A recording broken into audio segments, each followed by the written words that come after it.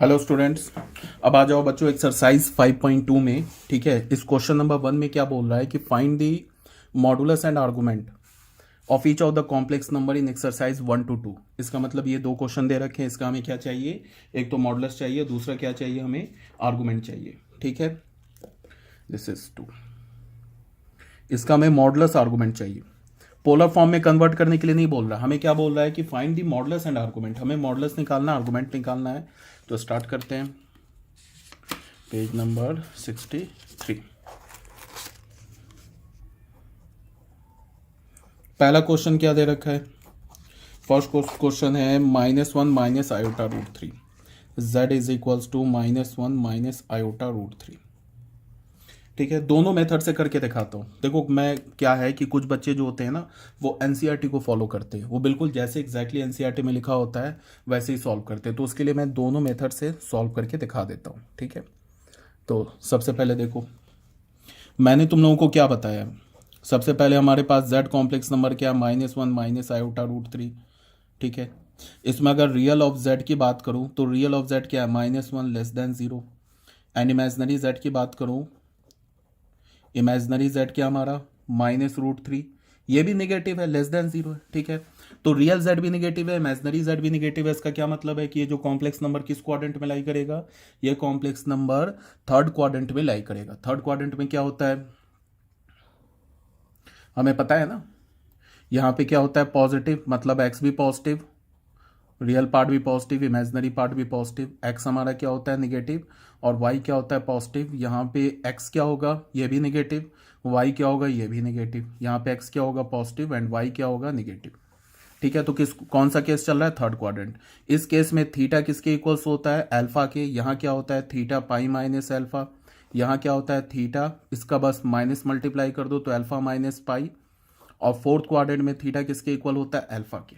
ठीक है, और चलो tan ऑफ अल्फा क्या होता है, tan ऑफ अल्फा होता है mod of imaginary z upon real z।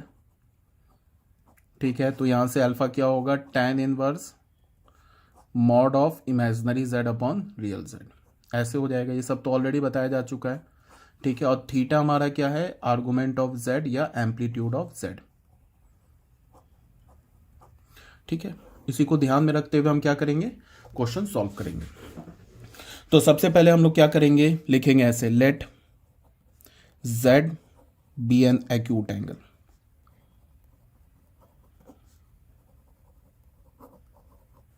इसको मान लो मेथड 1 है। Let z be an acute angle given by z नहीं sorry, alpha be an acute angle given by tan alpha क्या होता है, tan अल्फा होता है mod of imaginary z upon real z। तो ये क्या हो गया, मॉड इमेजनरी z क्या हो गया -√3, रियल z क्या हमारा -1। तो माइनस माइनस कैंसिल हो गया, तो क्या हुआ मॉड ऑफ √3। अब मॉड के अंदर पॉजिटिव लिखा है तो क्या होगा, सीधे मॉड हट जाएगा √3। √3 को तुम क्या लिख सकते हो, tan ऑफ 60 डिग्री। तो क्या हो गया tan ऑफ 60 डिग्री, 60 डिग्री क्या होता है π/3। तो हमें क्या मिला, tan alpha is equals to tan π/3। तो अल्फा की वैल्यू क्या मिल गई हमें π/3। ये आर्गुमेंट नहीं है, समझ में आ रही है बात, ये आर्गुमेंट नहीं है, आर्गुमेंट तो थीटा है। हमने क्या किया है कि थीटा को अल्फा से कनेक्ट करके आर्गुमेंट निकालना है हमें। तो अभी तो आर्गुमेंट थीटा है, और हमारा क्या है, z किस में लाई कर रहा है, लाइज इन थर्ड क्वाड्रेंट। तो थीटा जो कि आर्गुमेंट ऑफ z है वो क्या होगा, देख लो, अल्फा माइनस पाई। अल्फा क्या हमारा, अल्फा माइनस पाई, अल्फा क्या हमारा π/3 माइनस पाई, पाई कर दिया तो क्या हो गया, ये -2π/3। ये जो -2π/3 है ये हमारा आर्गुमेंट ऑफ z है। ठीक है, अब मॉड ऑफ z बोल रहा है निकालने के लिए। तो मॉड ऑफ z क्या होता है, root under real of z square plus imaginary of z square. Mod of z is real of z square plus imaginary of z का होल स्क्वायर। तो रियल z क्या हमारा -1, तो -1 स्क्वायर प्लस इमेजनरी z क्या हमारा -√3 तो square. तो एक तो आंसर यहां पे हमारा ये हो गया, ये हमारा आंसर हो गया। एक तो आंसर ये हो गया -π/3। ये तो इसमें सिर्फ बोल रहा है ना कि मॉडुलस आर्गूमेंट निकालो, तो हमने आर्गूमेंट निकाल दिया थीटा। अब मॉडुलस हो गया, ये क्या हो जाएगा √(-1) 1 + 3, ये क्या हो गया √4, √4 इज 2। दूसरा हमारा ये आंसर हो गया। ठीक है, अब अगर पोलर फॉर्म में कन्वर्ट करना चाहते हो तो पोलर फॉर्म में क्वेश्चन में नहीं बोल रहा पोलर फॉर्म में कन्वर्ट करो, फिर भी अगर तुम पोलर फॉर्म में कन्वर्ट करना चाहते हो, अगर पोलर फॉर्म में अगर हमें मॉड z मिल गया, आर्गुमेंट मिल गया, तो एक लाइन में पोलर फॉर्म में लिख देंगे। पोलर फॉर्म क्या होता है, मॉड z ब्रैकेट में क्या लिखते हैं cos of theta plus iota sine theta, ऐसे ही लिखते हैं ना।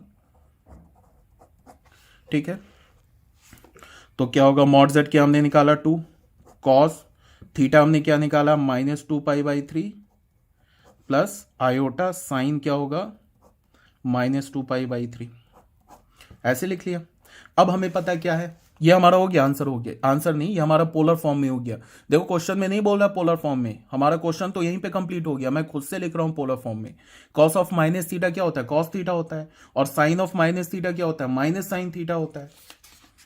तो इसको तुम कैसे लिख सकते हो, जो हमारा पोलर फॉर्म होगा वो क्या हो जाएगा 63 64। तो पोलर फॉर्म ऑफ z क्या हो जाएगा, यहां से पोलर फॉर्म ऑफ z का जो पोलर फॉर्म क्या हो जाएगा, यहां पे क्या है 2, इसको देखो cos of minus theta is minus cos theta होता है, तो ये माइनस खत्म हो जाएगा, क्या होगा cos 2π/3।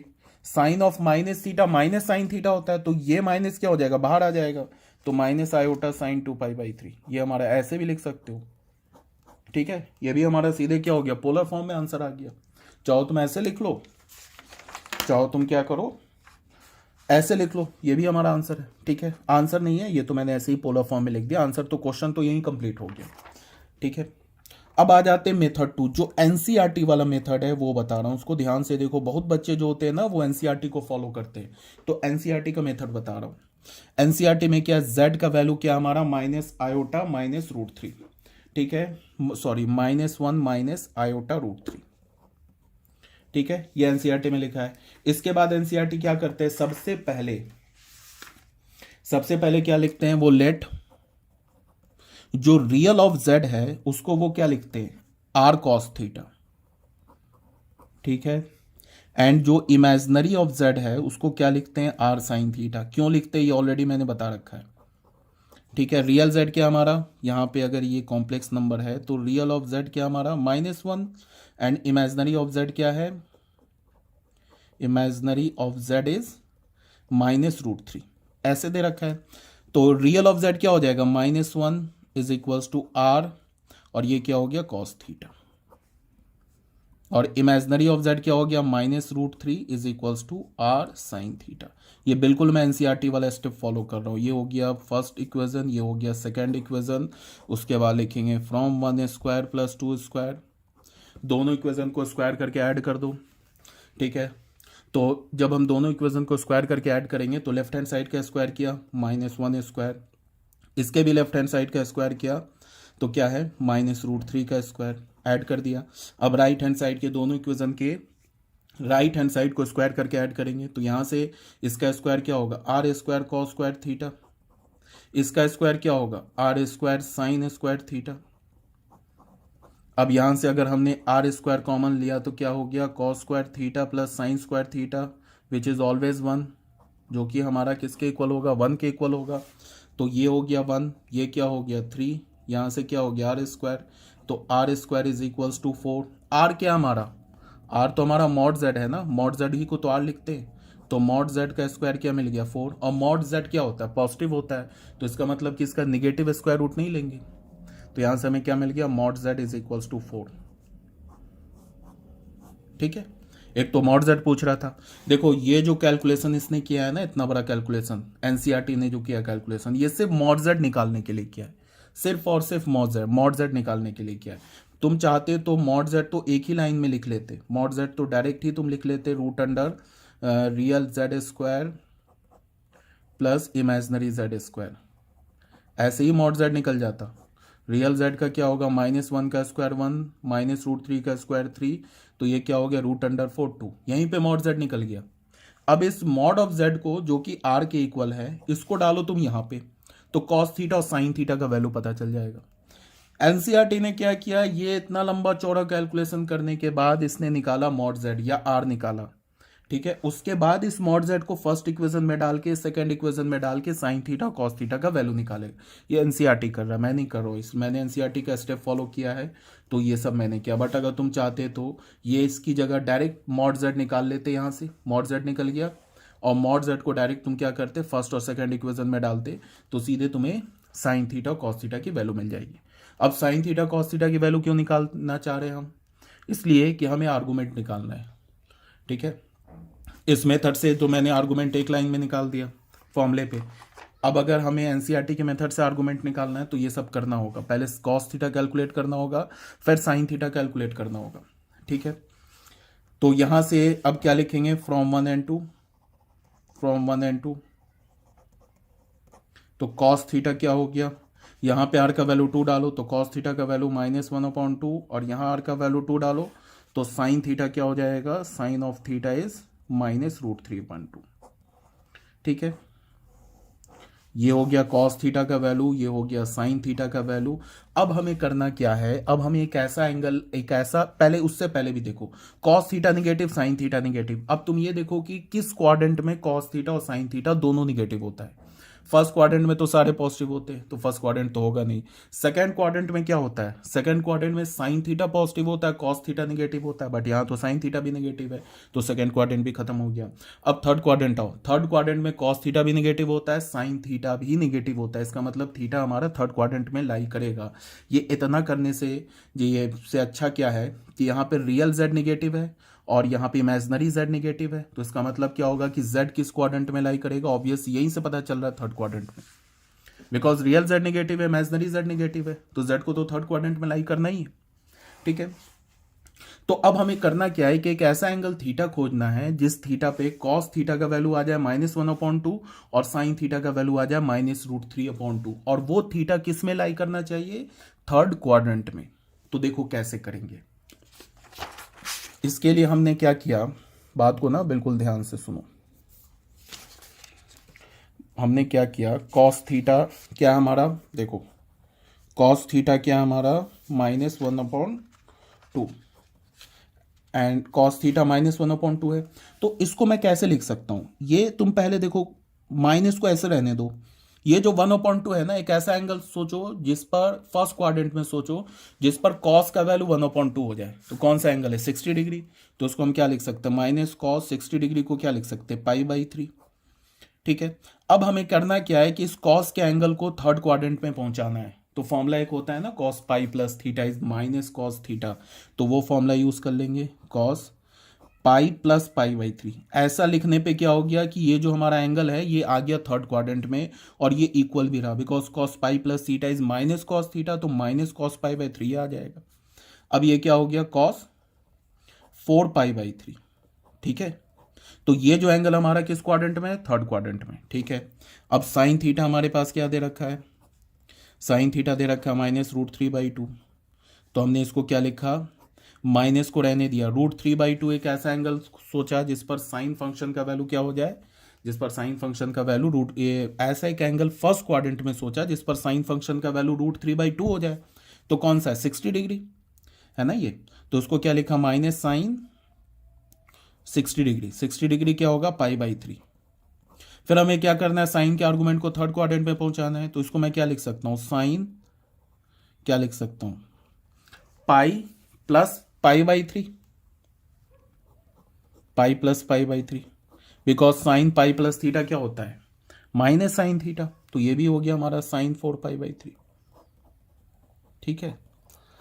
अब बच्चों देखो ध्यान से, यहां पे हमें क्या चाहिए, यहां पे बिल्कुल ध्यान से देखो, हमारा जो ये एंगल 4π/3 कैलकुलेट हुआ है ना, वो कैसे हुआ कैलकुलेट, वो हमारा जो कॉम्प्लेक्स नंबर है थर्ड क्वाड्रेंट में मान लो समथिंग यहाँ पे लाई कर रहा है, तो जो हमारा एंगल कैलकुलेट हुआ वो पॉजिटिव एक्स एक्सिस से ऐसे कैलकुलेट हुआ है।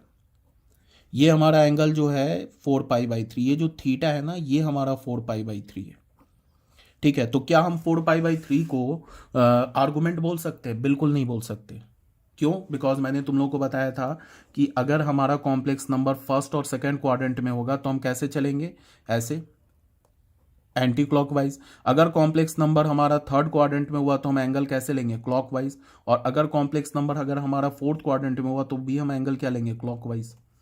ठीक है, तो ये तो हमारा एंगल क्या हो गया, थर्ड क्वाड्रेंट में हो गया।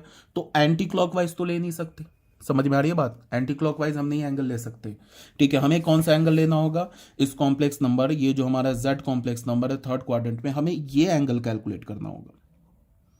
आ रही बात समझ में? अब इस एंगल को कैसे कैलकुलेट करेंगे वो बता रहा हूं। ये जो हमारा होगा ना, ये हमारा जो थीटा एंगल होगा वो हमारा क्या होगा, आर्गुमेंट ऑफ जेड। तो उसके लिए क्या करेंगे कि ये जो 4π/3 को हमने क्या लिखा है, पाई प्लस π/3, तो यहां से यहां तक तो पाई हो गया, तो ये एंगल क्या हो गया, π/3 हो गया।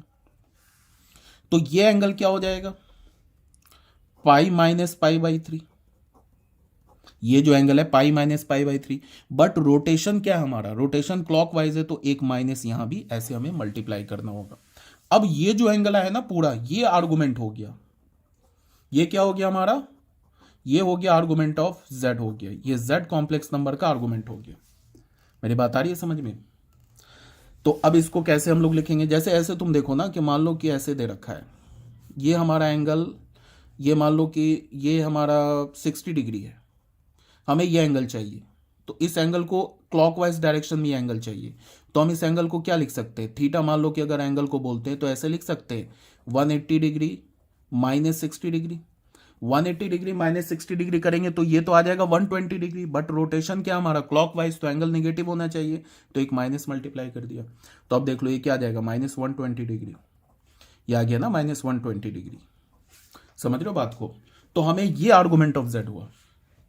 तो अब हमारा आर्गुमेंट ऑफ जेड क्या होगा, आर्गुमेंट ऑफ जेड ये देख लो, ये क्या हो जाएगा 2π/3, तो -2π/3।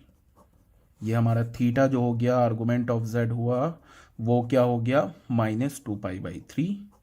ये हमारा आंसर हो गया दूसरा। एनसीईआरटी में ये सब एनालिसिस तुम्हें करना होगा, ये हमारा दूसरा आंसर हो गया। ठीक है, इसीलिए मैंने जो तुम लोगों को मेथड बताया, ऐसे ये भी कोई टफ नहीं है। जो मेथड बताया मैं हर एक क्वेश्चन को दोनों मेथड से सॉल्व कर रहा हूं, क्योंकि कहीं कोई भी कंफ्यूजन का स्कोप ही नहीं बचे। ये जो मैंने तुम लोग को फर्स्ट मेथड बताया, इसमें कहीं कोई कंफ्यूजन नहीं है, सिंपल जो बताया है उसको फॉलो करोगे आंसर आ जाएगा। पहले मैंने क्या बोला कि z निकाल लो, सबसे पहले बोला tan अल्फा निकाल लो, tan अल्फा से तुम अल्फा की वैल्यू निकाल लो फर्स्ट क्वाड्रेंट में। उसके बाद देखो कॉम्प्लेक्स नंबर किस क्वाड्रेंट में, वो कैसे पता चलेगा, रियल z और इमेजनरी z को देख के। थर्ड क्वाड्रेंट में तो alpha minus pi, theta is equals to, this is minus alpha, not alpha नहीं, theta is equals to minus alpha. ठीक है, सॉरी। तो यहाँ पे अगर फर्स्ट क्वाड्रेंट में है तो थीटा किसके, अल्फा के इक्वल होगा। सेकंड क्वाड्रेंट में तो आर्गुमेंट किसके इक्वल होगा, पाई माइनस अल्फा के इक्वल होगा। थर्ड क्वाड्रेंट में तो अल्फा माइनस पाई के, और फोर्थ क्वाड्रेंट में तो माइनस अल्फा के। ये बिल्कुल सिंपल है। इसमें ये सब एनालिसिस हमें करना होगा जो एनसीईआरटी वाला मेथड है। ठीक है, अब आ जाते हैं बच्चों क्वेश्चन नंबर 2 में।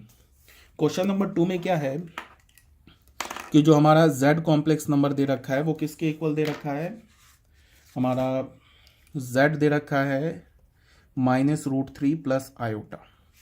अब इसमें देखो, इसमें क्या हमारा सॉल्यूशन में आ जाओ, z किसके इक्वल दे रखा है, -√3 plus iota.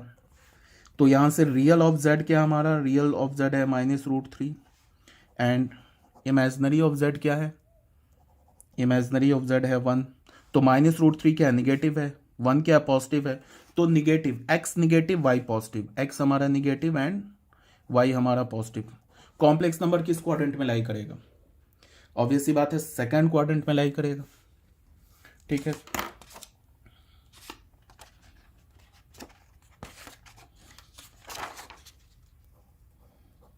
x negative y positive, complex number किस क्वाड्रेंट में होगा, सेकंड क्वाड्रेंट में। देख लो x निगेटिव और y पॉजिटिव, इसका मतलब समथिंग यहाँ कोई कॉम्प्लेक्स नंबर होगा, ये हमारा z कॉम्प्लेक्स नंबर होगा। ठीक है, और हमें क्या चाहिए उसका, एक तो ये थीटा चाहिए और दूसरा क्या चाहिए हमें, इसका मॉड। मॉड का मतलब कि यहाँ से यहाँ तक ये इस पॉइंट को मान लो कि P पॉइंट है which represent Z complex number, P point represent Z complex number. तो ये हमें मॉड ऑफ Z का मतलब क्या चाहिए, OP चाहिए। यही होता है मॉड ऑफ Z, क्या होता है OP तो होता है मॉड ऑफ Z जिसको हम R बोलते हैं, और यही एंगल थीटा होता है जिसको हम क्या बोलते हैं, आर्गुमेंट ऑफ Z। ये हमें चाहिए। ठीक है, तो मैंने क्या बोला है कि हम लोग ऐसे लिखेंगे, let alpha be the acute angle. Alpha को हमने क्या माना, एक्यूट एंगल माना। देन वी हैव हमें क्या पता चल रहा है, tan ऑफ अल्फा क्या हो जाएगा, ये हमेशा किसके इक्वल होता है, mod of imaginary z upon real z।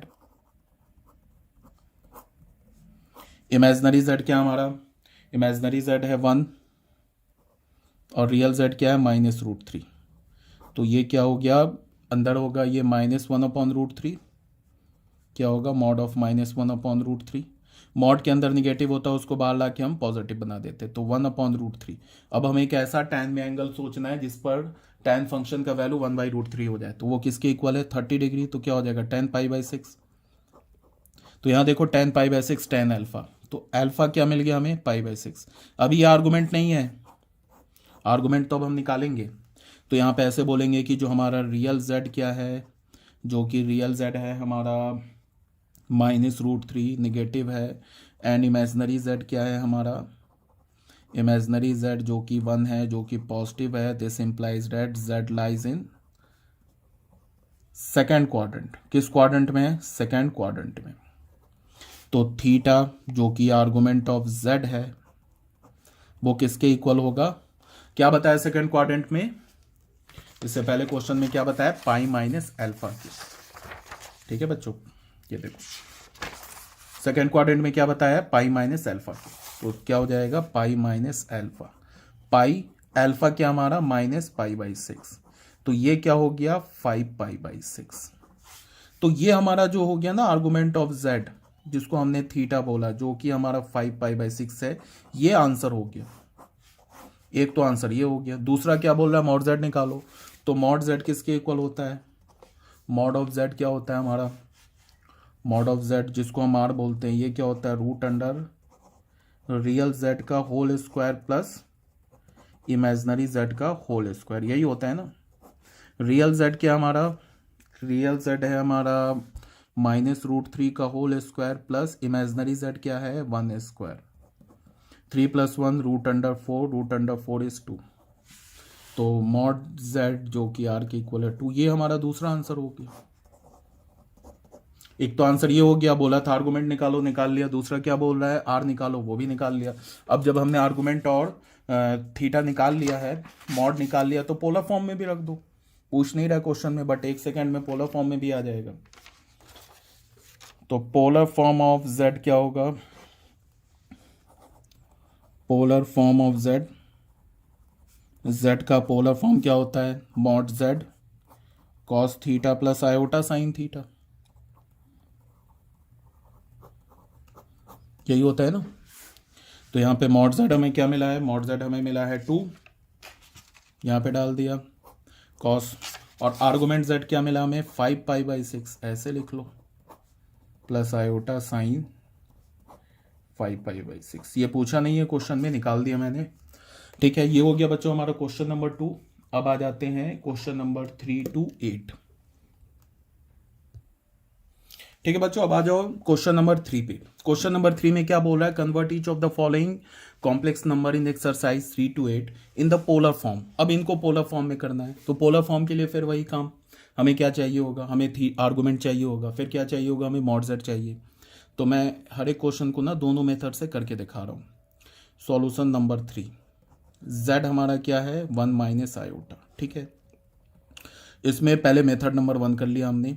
चलो, तो रियल ऑफ z क्या हमारा, रियल ऑफ z 1 है, एंड इमेजनरी ऑफ z क्या हमारा, इमेजनरी ऑफ z है हमारा -1। तो इसका मतलब x हमारा क्या है, पॉजिटिव है, y क्या हमारा निगेटिव है। तो पॉजिटिव निगेटिव किस क्वाड्रेंट में होगा, पॉजिटिव निगेटिव जो होगा हमारा, ठीक है, मैं ना एक पेज में लिख लेता हूँ, बार बार बच्चों ना लिखने से अच्छा क्या, मैंने यहाँ पे लिख लिया है। देखो, x negative y positive, x positive y positive first quadrant में, इस केस में थीटा किसके इक्वल होगा, अल्फा के इक्वल।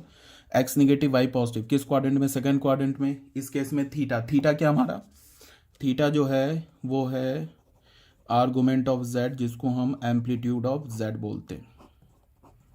और यहाँ पे मॉड z जो आर है जो कि हमारा है मॉडुलस ऑफ जेड। ठीक है, थीटा हमारा आर्गुमेंट जेड, ये एम्पलीट्यूड ऑफ जेड। तो फर्स्ट क्वाड्रेंट में क्या होगा, फर्स्ट क्वाड्रेंट में ये एक्स हमारा रियल पार्ट है, वाई की हमारा इमेजिनरी पार्ट, दोनों पॉजिटिव होगा। तो फिर थीटा मीन्स आर्गुमेंट किसके इक्वल होगा, अल्फा के इक्वल है। ये भी चलो मैं लिख लेता हूँ, टेन अल्फा यहाँ पे क्या होता है, mod of imaginary z upon real Z. तो यहां से अल्फा किसके इक्वल होगा, tan inverse mod of imaginary z upon real Z, ऐसे लिखिए। ठीक है, तो इसका क्या मतलब है कि यहां पे देखो x positive y positive theta alpha के equal first quadrant, x negative y positive second quadrant में थीटा किसके इक्वल होगा, पाई माइनस अल्फा के। X negative y negative, real भी निगेटिव इमेजिनरी भी निगेटिव, तो थीटा किसके इक्वल होगा, अल्फा माइनस पाई के, third quadrant. X positive Y negative, तो थीटा माइनस अल्फा के इक्वल होगा, फोर्थ क्वाड्रेंट। थीटा हमारा क्या है, आर्गुमेंट जेड बोलो या एम्पलीट्यूड ऑफ जेड बोलो। एक्स क्या, सॉरी एक्स क्या हमारा रियल ऑफ जेड, क्या है रियल ऑफ जेड है, वाई क्या हमारा इमेजिनरी ऑफ जेड है।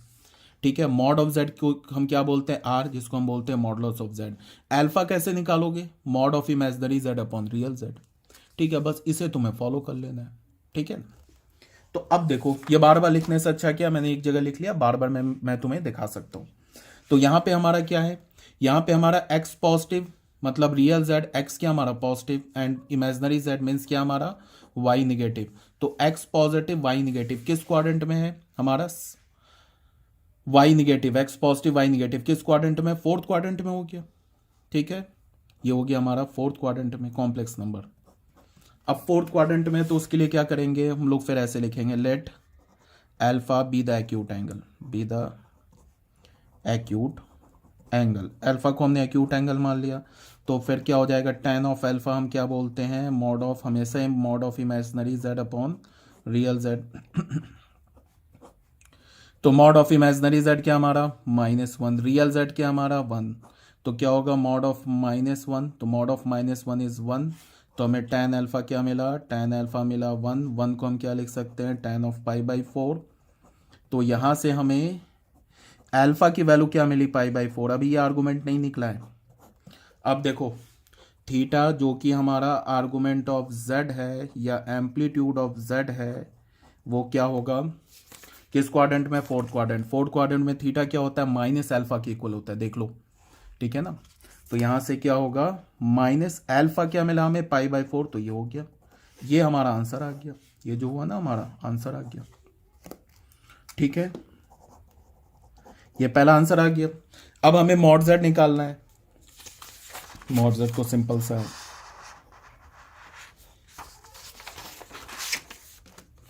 सॉरी, मॉड ऑफ जेड क्या होता है हमारा, मॉड ऑफ जेड होता है root under real Z square, real Z का स्क्वायर प्लस इमेजिनरी जेड का होल स्क्वायर, ऐसे ही होता है ना।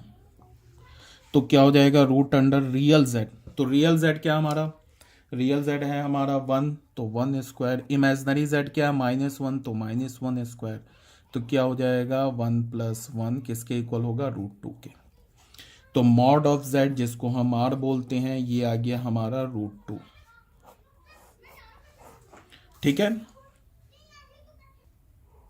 अच्छा बच्चे ये मैंने इसको आंसर लिख दिया ना, ये आंसर नहीं है, सॉरी, ये तो सिर्फ अभी हमने थीटा निकाला है। आंसर हमारा क्या होगा, इसका जो पोलर फॉर्म होगा ना वो आंसर होगा। ठीक है, तो ये हमारा √2 आ गया, आंसर नहीं है। अब जो हमारा पोलर फॉर्म ऑफ जेड क्या हो जाएगा, पोलर फॉर्म जेड का क्या हो जाएगा, इसको हम लिखेंगे mod Z cos theta plus iota sine theta. Mod Z क्या मिला हमें, √2, कॉस थीटा में क्या मिला है, पाई बाई 4, पाई बाई 4 नहीं minus pi by 4 plus iota sine -पाई/4। ये हमारा आंसर अब हुआ जाके, ये आंसर हो गया। एक तो ऐसे भी लिख सकते हो, फिर दूसरा क्या होता है, √2 हमें पता है ना, यहाँ पे लिखता हूँ मैं, कॉस ऑफ माइनस थीटा क्या होता है, कॉस थीटा, और साइन ऑफ माइनस थीटा क्या होता है, माइनस साइन थीटा। ठीक है, तो यहाँ पे कॉस ऑफ माइनस थीटा का अगर फॉर्मूला लगाओगे तो क्या हो जाएगा, कॉस पाई बाई 4 और ये माइनस बाहर आ जाएगा तो माइनस साइन π/4। ये भी आंसर ऐसे भी लिख सकते हो, ठीक है। ये अब जाके हमारा फाइनल आंसर हुआ, ठीक है। तो ये हो गया बच्चों मेथड नंबर 1। जैसे मैंने तुम लोगों को बताया कि अगर ऐसे करोगे ना तो कहीं कोई कंफ्यूजन नहीं है, इस मेथड से करोगे तो कोई कंफ्यूजन नहीं है। एनसीईआरटी इसी क्वेश्चन को कैसे सॉल्व करेगा वो भी मैं करके दिखा दे रहा हूँ। वीडियो थोड़ी लंबी हो रही है बट कोई नहीं, कहीं कोई कंफ्यूजन नहीं होना चाहिए, ठीक है। कंफ्यूजन का कोई भी स्कोप नहीं बचना चाहिए। मेथड 2 ये एनसीईआरटी वाला मेथड है, बिल्कुल मैं एनसीईआरटी के मेथड को फॉलो कर रहा हूँ, ठीक है। एनसीईआरटी क्या करेगा वो बता रहा हूँ। एनसीईआरटी सबसे पहले लिखेगा z। एनसीईआरटी क्या करेगा, लिखेगा इसको z हमारा है -1 -√3 आयोटा। उसके बाद एनसीईआरटी लिखेगा लेट रियल z को मान लिया -1 है r cos थीटा, तो यहाँ से रियल z क्या हो गया -1 एंड इमेजनरी z क्या हो गया, इमेजनरी z हो गया, सॉरी कुछ मैं गलत लिख रहा हूँ, क्वेश्चन नंबर 3 है, दिस इज 1 - 3, सॉरी। z हमारा कॉम्प्लेक्स नंबर क्या है, सॉरी z हमारा कॉम्प्लेक्स नंबर है 1 - आयोटा, तो यहाँ पे रियल z क्या हो गया, रियल z हो गया 1 एंड इमेजनरी z क्या हो गया, इमेजनरी z हो गया -1। अब एनसीईआरटी क्या बोलेगा, इसको बोलेगा कि लेट रियल z जो 1 है इसको लिख दिया इसने r cos थीटा। ये कहाँ से आया ये भी बता चुका हूँ मैं तुम लोगों को। और जो हमारा इमेजनरी z है -1 इसको क्या लिख दिया r sin थीटा। इसको मान लिया फर्स्ट इक्वेशन, इसको मान लिया सेकंड इक्वेशन, ठीक है। उसके बाद क्या करना हमें, उसके बाद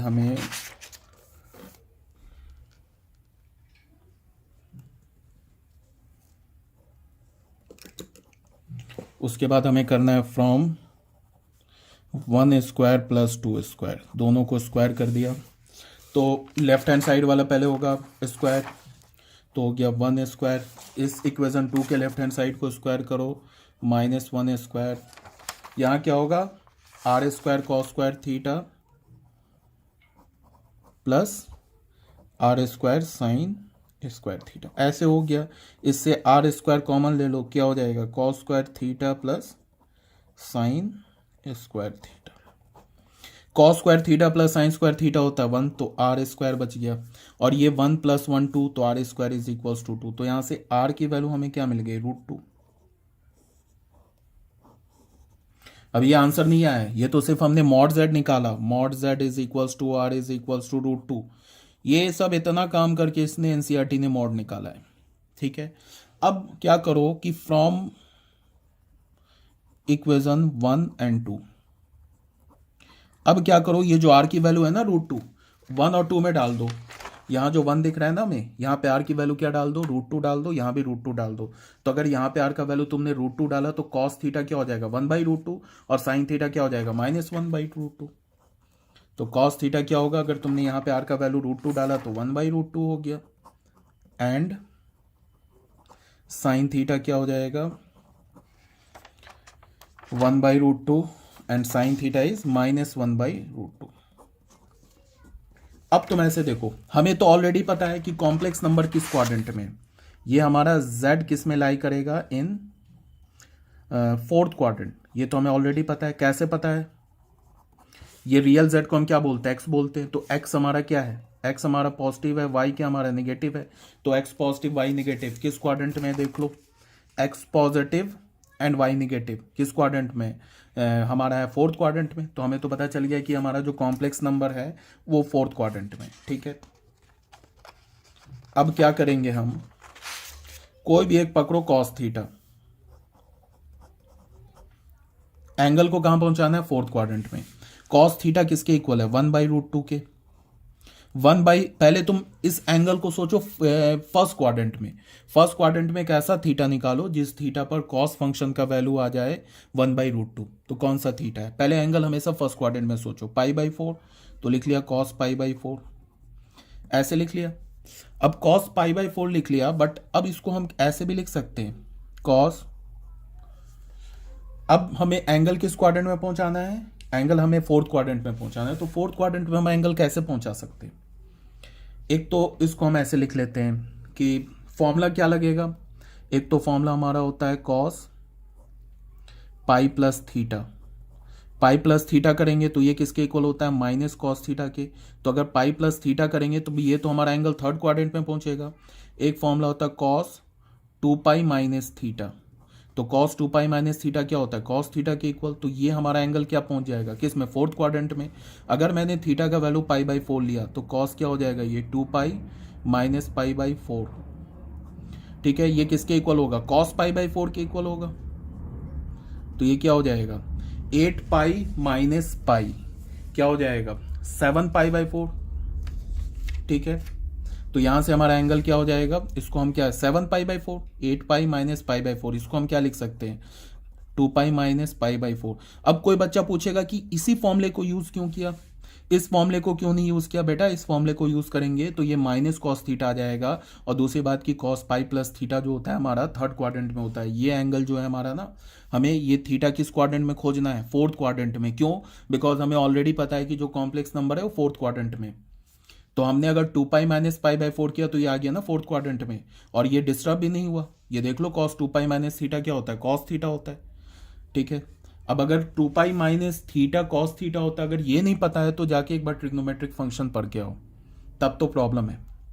cos of 2 pi minus theta, चलो मैं यहां बता रहा हूं, cos of 2 pi minus theta, इसको हम कैसे लिखते हैं? 2 पाई हमारा क्या है? इवन मल्टीपल है ना, पाई/2 का इवन मल्टीपल है। कैसे? बिकॉज इसको हम लिख सकते हैं 4 इंटू पाई/2। तो पाई/2 के साथ इवन लिखा है माइनस थीटा, तो पाई/2 के साथ इवन लिखा है तो फंक्शन चेंज नहीं होगा, ये सब मैंने बता रखा है। ठीक है, तो फंक्शन चेंज नहीं होगा तो कॉस में रह जाएगा, कॉस थीटा ही रह जाएगा। अब 2 पाई माइनस थीटा यहां पे आता है 2 पाई। 2 पाई माइनस थीटा किस क्वाड्रेंट में? फोर्थ क्वाड्रेंट में। फोर्थ क्वाड्रेंट में क्या होता है? कॉस पॉजिटिव होता है, तो इसका मतलब ये क्या आ जाएगा? सीधे कॉस थीटा। पाई/2 के इवन मल्टीपल पे फंक्शन चेंज नहीं होता है, ये सब मैंने ट्रिग्नोमेट्रिक फंक्शन में ऑलरेडी बता रखा है। तो ऐसे लिख लिया, तो यहां से हमें क्या मिल गया? Cos of 7 पाई/4। ये किसके इक्वल मिल गया? कॉस थीटा के। तो यहां से थीटा क्या मिल गया हमें? 7 पाई/4, बट ये अभी आर्गुमेंट है नहीं। ठीक है, अब लिखते हैं साइन थीटा। ऐसे साइन थीटा लिखने की जरूरत नहीं है, यहीं से तुम क्या कर सकते हो? आर्गुमेंट निकाल सकते हो, बट एक बार साइन थीटा का को भी हम लोग कैलकुलेट कर लेते हैं। साइन थीटा किसके इक्वल है? -1/√2। इसको माइनस को छोड़ दो, पहले 1/√2 फर्स्ट क्वाड्रेंट में देखो, फर्स्ट क्वाड्रेंट में क्या होगा? पाई/4, तो ये क्या हो गया? माइनस साइन पाई/4। अब फिर हमें क्या करना है? साइन के आर्गुमेंट को कहाँ पहुंचाना है? साइन के आर्गुमेंट को हमें पहुंचाना है फोर्थ क्वाड्रेंट में। तो इसमें भी कौन सा फॉर्मूला लगाया हमने? लिखा साइन 2 पाई माइनस पाई/4। ऐसा करने पे ये साइन 2 पाई माइनस थीटा का वैल्यू क्या होता है? माइनस साइन थीटा, तो ये आ जाएगा माइनस साइन पाई/4। थीटा का काम ये कर रहा है, तो अभी तक कोई डिस्टर्ब नहीं हमारा। ये क्या हो जाएगा? साइन 7 पाई/4। ये साइन थीटा का आ गया यहां से, तो यहां से भी हमें थीटा क्या मिल गया? 7 पाई/4। बहुत बच्चे बोलेंगे कि यही हमारा आर्गुमेंट है, अभी ये आर्गुमेंट नहीं है, आर्गुमेंट तो अब हम निकालेंगे। ठीक है, अगर तुम्हें कंफ्यूजन हो रहा है ना कि 7 पाई/4 फोर्थ क्वाड्रेंट में कैसे आ गया, तो यहाँ पे अगर ये कंफ्यूजन हो रहा है कि 7 पाई/4 हमारा फोर्थ क्वाड्रेंट में कैसे आ गया, तो 7 इंटू 45 डिग्री करके देखो क्या हो जाएगा? 315 डिग्री। 315 डिग्री कहाँ होगा? फोर्थ ही क्वाड्रेंट में होगा, बिकॉज हम एंगल ऐसे ले रहे हैं। अब देखो हम लोग आर्गुमेंट कैसे लिखेंगे। हमारा 69, ये आर्गुमेंट जो होगा, अब ये एंगल जो 7 पाई/4 है वो कैसे लिया हमने? हमारा कॉम्प्लेक्स नंबर कुछ यहां लाई कर रहा है, तो ये एंगल आया हमारा 7 पाई/4।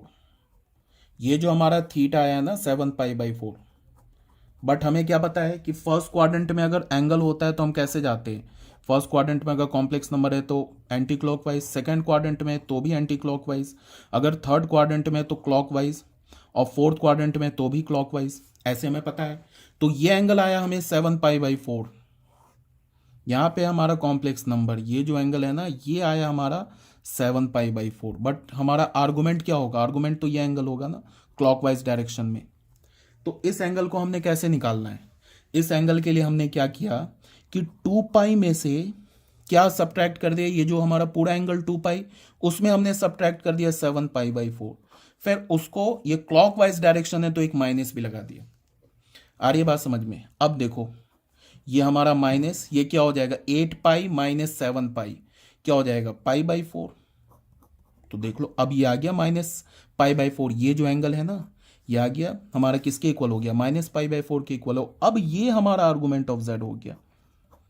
आ रही है मेरी बात समझ में? ये हमारा क्या हो गया, आर्गूमेंट ऑफ जेड। यही आया था ना माइनस पाई बाई 4 जब मैंने फर्स्ट मेथड से किया था सॉल्व, ये हमारा आर्गूमेंट ऑफ जेड हुआ। और जेड हमने क्या निकाल रखा है, जिसको आर बोलते हैं, ये तो हमने ऑलरेडी यहाँ पे निकाल रखा है √2। तो हमारा रिक्वायर्ड पोलर फॉर्म क्या हो गया, ये बेटा मैंने ना एनसीईआरटी का मेथड फॉलो किया है। मॉड जेड ये हो गया cos theta plus iota sine theta. Mod Z क्या हमारा √2 और कॉस थीटा में क्या मिला minus pi by 4 plus iota sign यहाँ पे क्या लिखेंगे माइनस पाई बाई 4। अब अगर हमें पता है cos of minus theta is cos theta, चाहो तो तुम ऐसे भी लिख दो, यहाँ पे भी यही भी आंसर हो गया। तो इसको हम लिख सकते हैं कॉस पाई बाई 4, इस माइनस को बाहर निकाल दो, आयोटा साइन पाई बाई 4। ठीक है, ये आंसर हो गया बच्चों। ये क्वेश्चन नंबर, ये एनसीईआरटी का मेथड था, ये क्वेश्चन नंबर हमारा कौन सा सॉल्व हो गया, क्वेश्चन नंबर हमारा आई थिंक 3rd हो गया सॉल्व। ठीक है, अब आ जाते हैं बच्चों क्वेश्चन नंबर 4 में। जैसा मैंने बोला हर एक क्वेश्चन को मैं दोनों मेथड से सॉल्व करके तुम लोगों को दिखाऊंगा कि कहीं कोई कंफ्यूजन नहीं हो। अगर 3rd में नहीं सीख पाए तो 4th क्वेश्चन में सीख जाओगे, 4th में नहीं सीख पाए तो 5th में सीख जाओगे, किसी ना किसी क्वेश्चन में तो सीख ही जाओगे। अब आ जाते हैं बच्चों हम लोग क्वेश्चन नंबर 4 पे। ठीक है, क्वेश्चन नंबर 4 एक काम करते हैं नेक्स्ट वीडियो में करते हैं, 41.45, ज़्यादा लंबा हो गया वीडियो।